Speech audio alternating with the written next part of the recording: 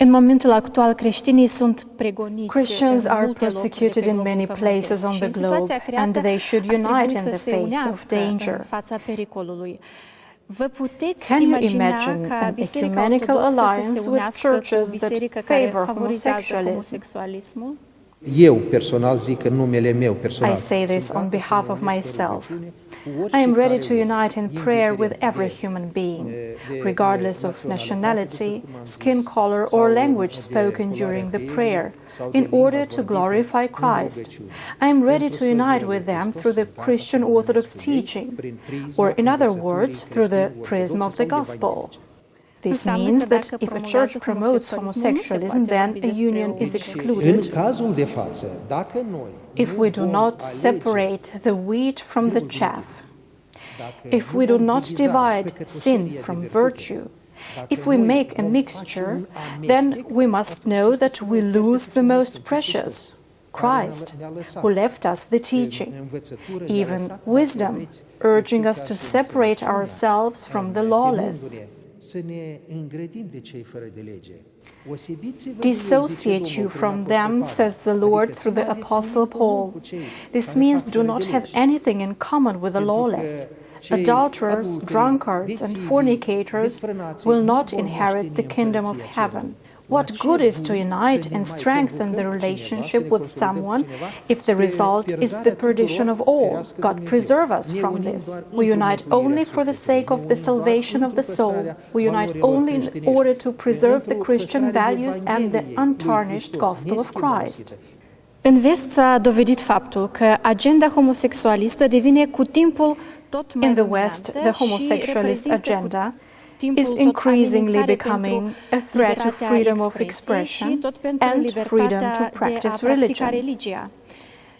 Do you see a similar trend in your country? Very much so. Recently, I was personally condemned in the second instance because I had expressed myself in an absolutely Christian Orthodox, biblical and evangelical way, according to how my mother, the Orthodox Church, expresses herself.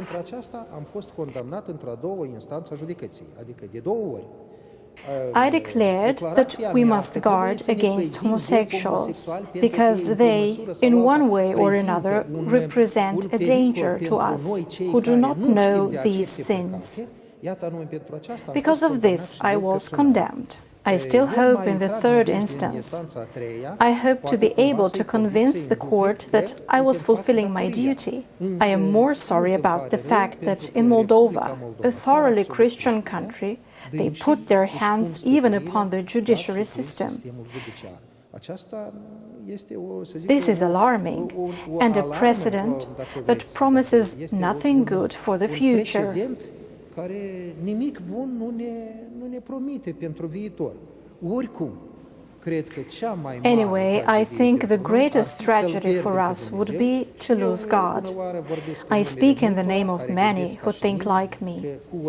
We will at all price preserve God in our lives, even if we are condemned in all possible courts.